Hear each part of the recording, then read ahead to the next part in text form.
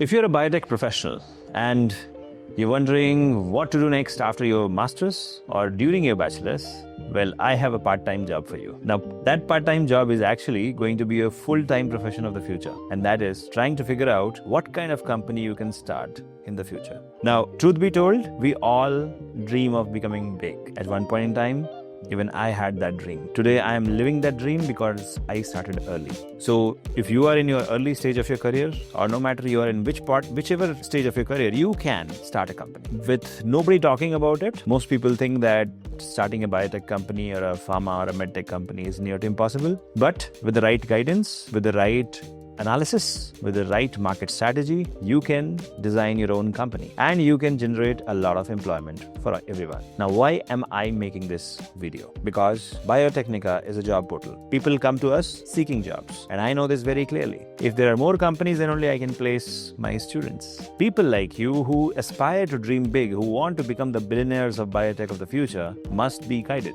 Now, sadly, there are a lot of business videos, technical videos for any other startups. But when it comes to biotechnology, since there are less number of entrepreneurs, there are less number of videos. So I thought, okay, why not take this initiative under Biotecnika to guide all my subscribers on if they want to start a company, what are the ingredients? Now, let us start by talking about 4 types of companies which you can start in the bio sector. I'm not talking only about biotech, bio sector. Number 1, biotech R&D company. Number 2 will be a pharma or a biopharmaceutical company. Number 3 will be a medtech company. And number 4 will be a bioinformatics company. Now, why did I keep bioinformatics as separate? There is a reason behind it. Now, which one is the easiest to start? Of course, the last one. But which one will give you maximum rewards? Will be a medtech company. And which one is not so difficult but still will give good rewards? Of course, is a medtech company. But having said that, starting a biotech company has its own charm. In all my previous videos, I told you that please start a simple biotech company first. Learn the art of business, then only jump into complicated deep tech business. Most biotech companies fail. Their founders don't have experience in deep tech, but they also don't have experience of running any kind of business. So if you're a first generation entrepreneur or a wannabe entrepreneur who wants to start a company, this video is going to be your beginner's guide. Now let's start by talking about MVP. Now, before you think of any idea, of course, you have to reach out to a mentor. There are various mentors you can reach out to, including me in the biotech sector, including the iBiome network. You can talk to them. Sometimes they may charge you for a consultation, but that's a small fee. The larger picture is you're going to make it big. So come debate your ideas with these mentors. Discuss what exactly you are capable of, what this idea is all about, how much investments you'll require, and how much of time is required. Can you do this at this stage, or do you need any expertise, or do you need to hire someone who has expertise? So once you have discussed all of this, then the mentor will guide you to design an MVP. Now, what is an MVP? MVP is called as minimum viable product. In software, we call it as a basic app. But in biotech, it is proof of scientific validity. Now, it's not a finished product. For example, a validated biomarker, a positive assay result, preliminary efficacy test, prototype diagnostic strip. Now, various other type of companies also you can start. Like I said, diagnostic companies also you can start. But MVP is very crucial because your MVP will decide who will invest in your company. Now, we all know that biotech companies, if it is a complicated company, people won't put in money. You need investors, and investors need a proof of concept. So minimum viable product is a proof of concept. Now, once you have the minimum viable product, you have to move forward with its validation. You have to get some lab results. You have to get some measurement system. You have to make it measurable so that the public and the investors can trust you. Moving forward, you can also get into assay development. You can get into bioprocessing, upstream and downstream processing. Of course, all these technical terms you must be already knowing. But let's look at other aspects of biotech business once you have the MVP. You will be talking to the investors. So investors, suppose, put in money. So the first time they put in money, it is called as a seed round. Now, the subsequent rounds will obviously follow as you grow your business, but that will not talk right now. But as soon as you have a minimum viable product, it is expected that your product is going to follow the GLP and GMP guidelines because it's a health tech product. So the quality standards for non-clinical research labs should be followed. It should ensure that all the experiments which you have conducted are reliable, traceable, documented, validated from a certified lab. Good manufacturing practices, very important. There are various standards for manufacturing product safety and consistently. Now, any biotech product which is sold commercially must meet the GMP guidelines. Now, what is GMP guidelines? It is prescribed by governments of various countries, and you have to follow those. So you can always hire a regulatory affairs consultant or a global regulatory affairs consultant who will guide you on this. Now, moving forward, if your product is going into to be absorbed into the body of humans, and then there might be a requirement for clinical trials. So you might have to go for some clinical research organizations who will conduct clinical trials for you. So rules for conducting human clinical trials ethically are prescribed by every government. You will have to follow that and you'll have to implement. Now, while all of this is happening, you have to understand how the Drug Controller General of India, how FDA, how CDSCO works. Now, whatever I told you till now is not easy, right? There's a huge journey which you'll have to follow. So, the biggest asset you'll have is your courage, your determination, your focus, and your mentor. Because your mentor can break you or make you. So, if you have a greedy mentor, he's going to create trouble for you. Same with the co-founders. Choose your co-founders very, very wisely. If you choose a wrong co-founder, later on, you are going to burn bridges, and that is going to pain you a lot. So, whether you are from biotech, pharma, medtech, or any other field, it is imperative to know that mentors, investors, as well as co-founders can break your company. So, choose them wisely. Moving forward, while you are approaching FDA or ID, your mentor will guide you on the next steps and they will help you build the company. Now, coming to the funding and business terms, like I said, pre-seed round is when you have not got even the MVP. Seed round once you have the MVP. Okay. Series A is once you have started scaling. So, generally it takes up to 5 years to scale. Now, in the first 5 years, BIRAC, India's top-notch biotech funding body and Department of Biotechnology will fund you. They will give you lakhs and crores of rupees. Obviously, they will have some caveats. They will have some rules and regulations which you'll have to follow.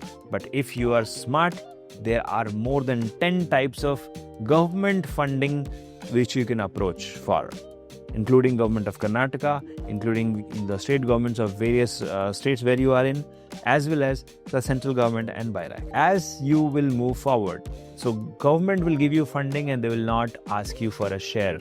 But when you go to the private investors, they're going to ask you for shares.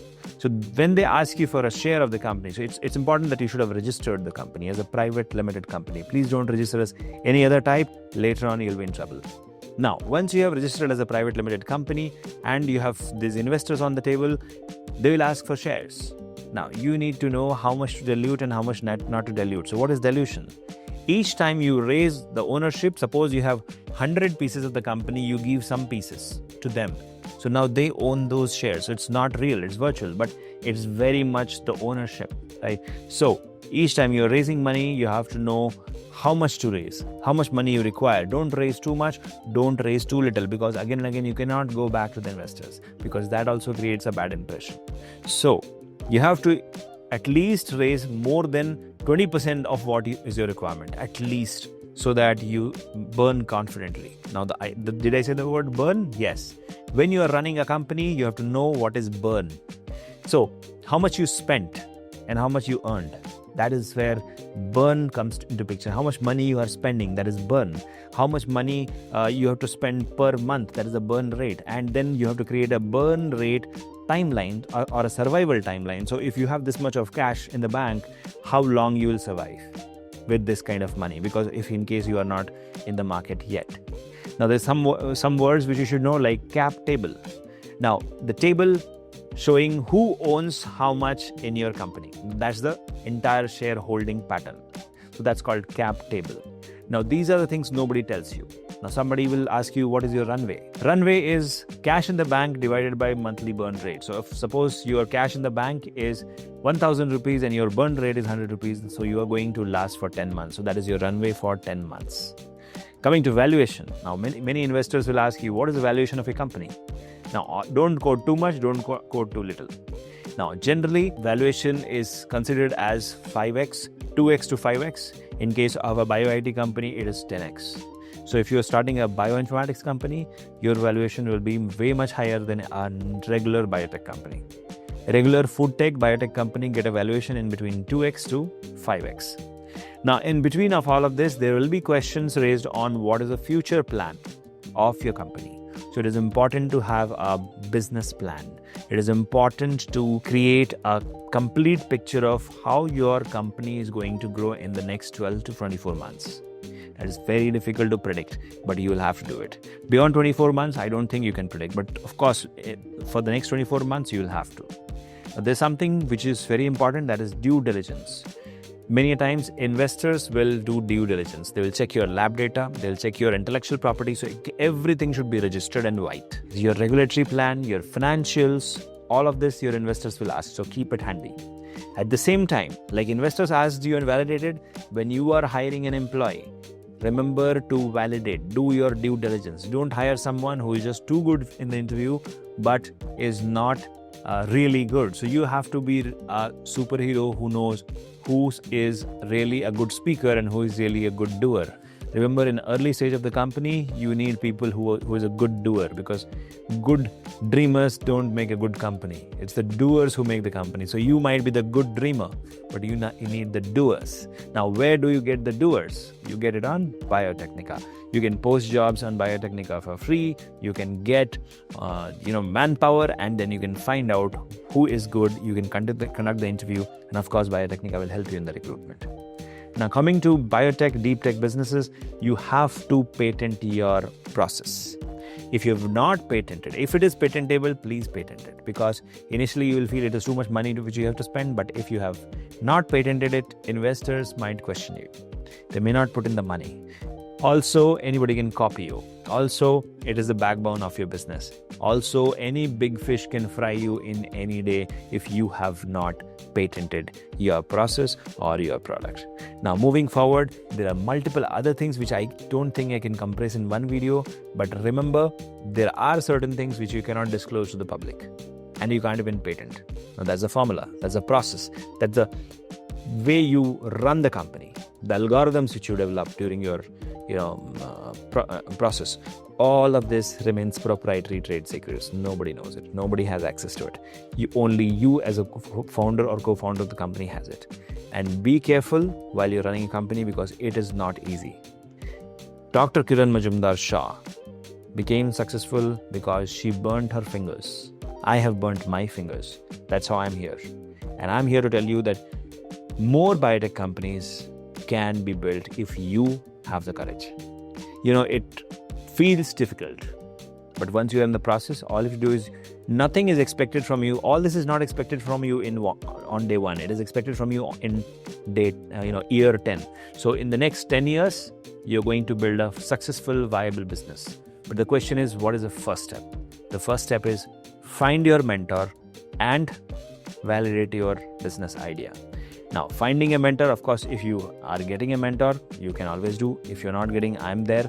If you don't want to talk to me, you can talk to ChatGPT. Even it can guide you. Find a mentor and then debate and brainstorm on your business idea. When you are brainstorming, there are 4 things you have to keep in mind. The first is the idea must be novel. If you're trying to copy someone, it might backfire. Second, you should have a scope to patent. Third, you should know how much of initial investment required and do you have it? If not, how will you get it? Number 4, how would you stop the competitors from copying from you? Now, there are many other things which we can discuss when you meet me privately. But for now, I think I did justice with this video. Biotech company, a superfood company, a medtech, food tech, or a healthcare company, or a pharmaceutical company, or diagnostic company is very much possible by you. But you'll have to have the courage. Please don't think that you've never done it. Nobody in your family has done it, so you can't do it. That's not true. The truth is, someone has to take initiative, and that someone is you. Today's choices is going to bend your future's reality. And that is very important to know. If you do not take action today, someone else will take. And that someone won't be you. And that day you will regret. So go ahead, let me know what you want to start. Let's come together and build a better future for the biotech industry and for you. Email me at shekhar@biotecnika.org if you have any questions. All the best.